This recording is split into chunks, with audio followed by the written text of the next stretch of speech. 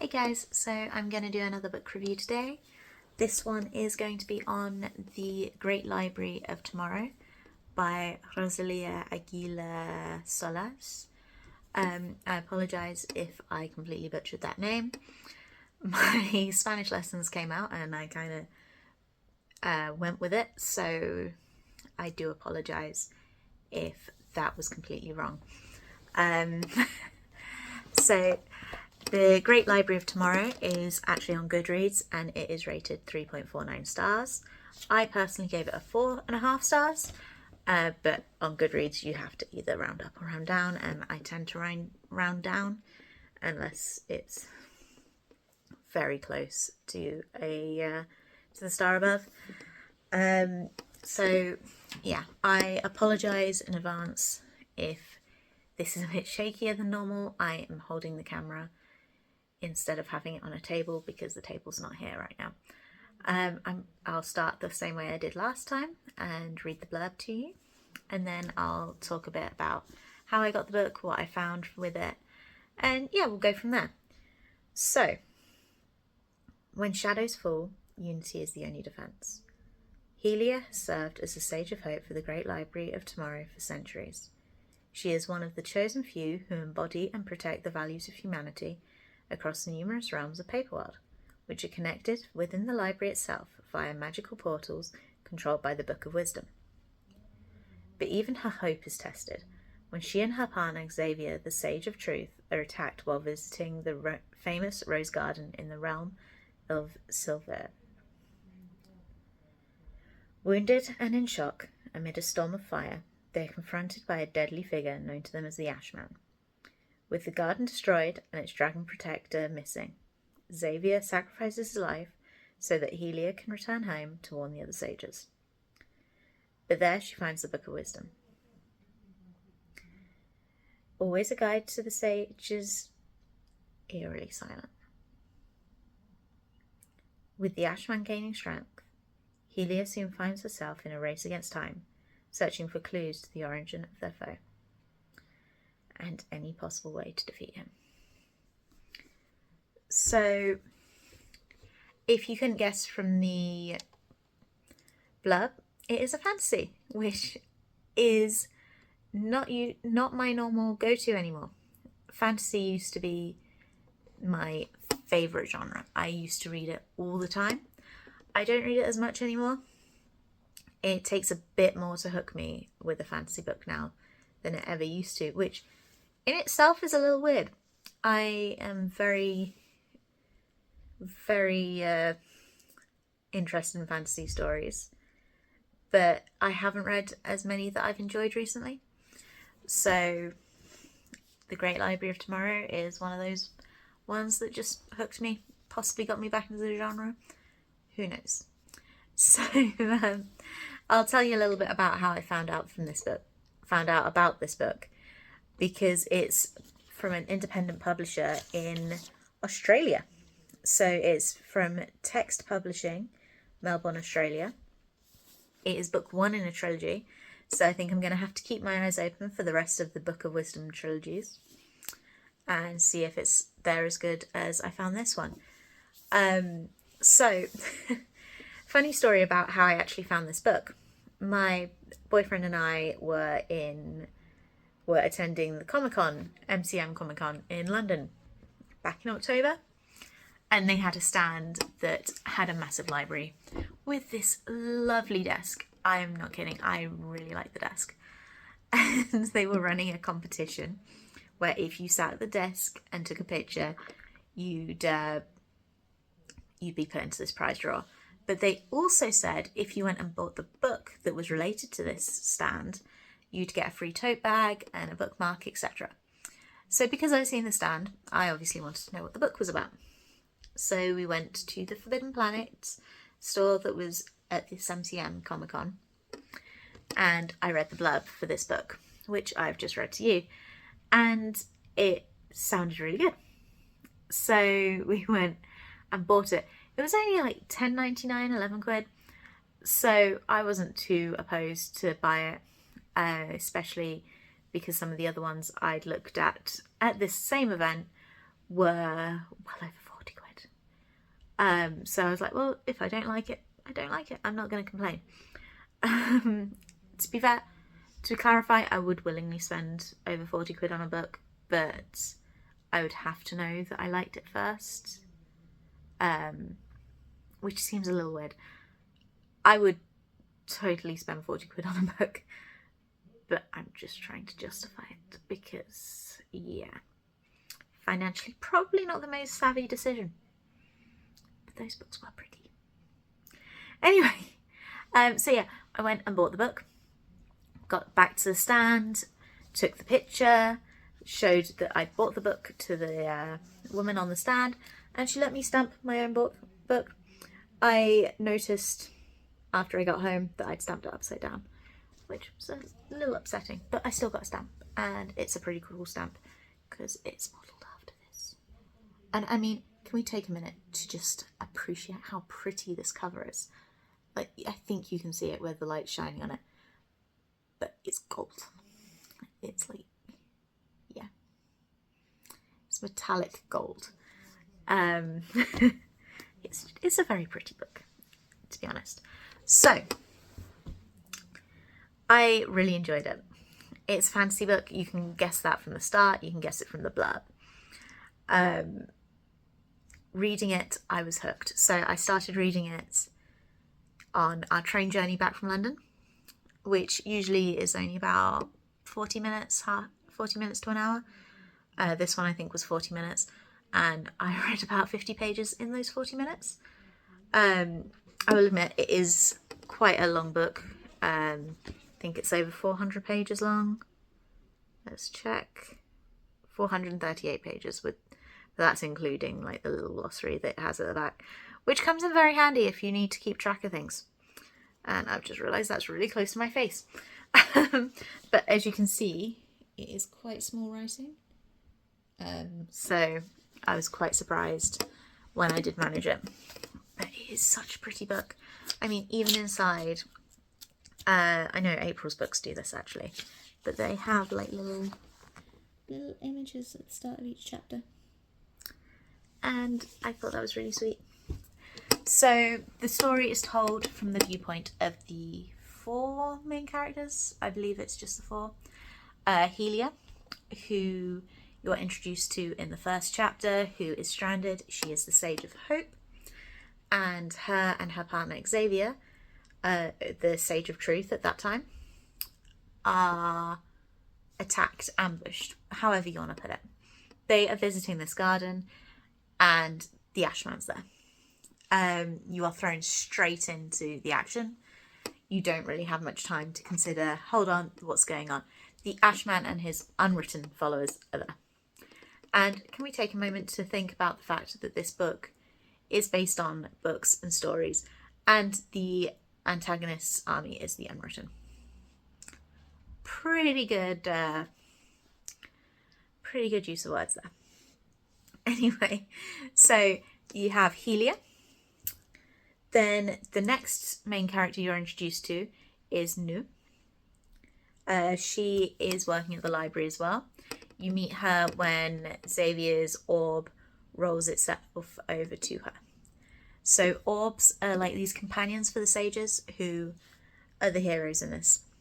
But the orbs communicate with them, not using language like you and I would, but more body language, I guess. They can tell what they're saying. The sages can tell what the orbs are saying based on intonation and things like that. It's just a gut feeling that these sages can communicate with their orbs. So this orb has rolled itself over to Nu, and she's a bit like, I can't understand a word you're saying, but yeah, you can come along with me and we'll return you to your sage later.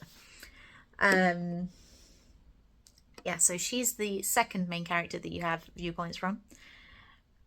She was quite a cool character to be along for the ride with, because she's your typical fish out of water hero. She has no idea what's going on. She is the one that the plot is explaining it for. The third main character that you meet, or at least the one that's telling the story, is Arturo. He is an author. I believe he was Mexican, but don't quote me on that. I'd need to double check my notes.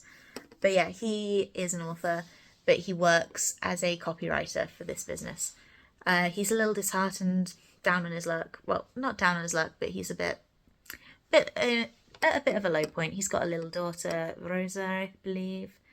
But she's staying with her mum that week. And yeah, he finds this random bookshop that has just popped up. You find out when you're reading that it has popped up because of the Great Library. The Book of Wisdom decided he was needed for something. You don't know what, but he was needed for something.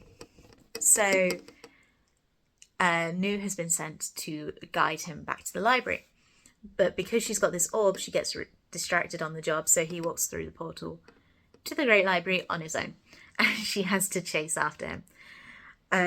But he is one of the other main characters that you learn the story through his words. And I'm going to say this. I love his power. It reminds me a little of Inkheart. So like I said, he's an author.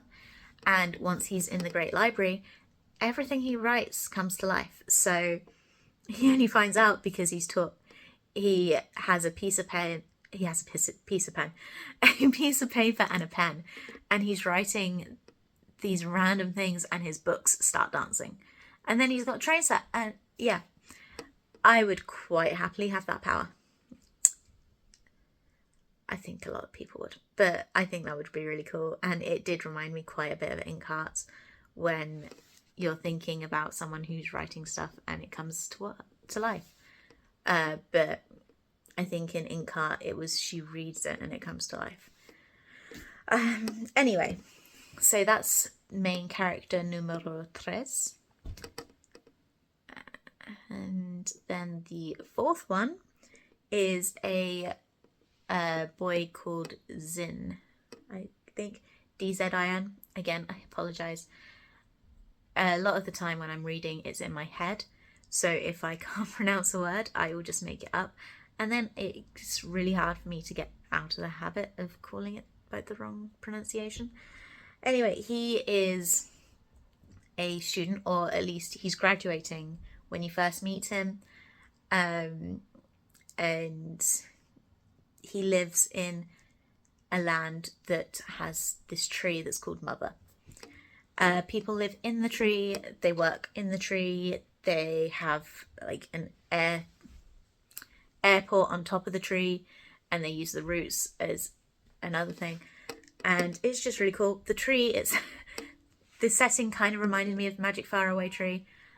I've been trying to think how, because the world at the top doesn't change, but I guess it's just the people living in the tree, and the tree being such a central part of this world that in my head it's just equated to Magic Faraway Tree. But yeah, he has a little brother who is kind of pulled along on the ride.